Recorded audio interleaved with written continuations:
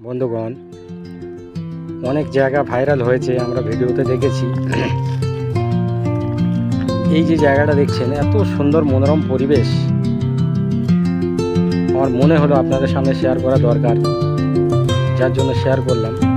পাখির কলরব, চারিদিকে কত সুন্দর একটা মধুর আওয়াজ। গাইস, ভিডিওটা দেখে আপনারা বলুন জায়গাটা কোন জায়গা হতে পারে।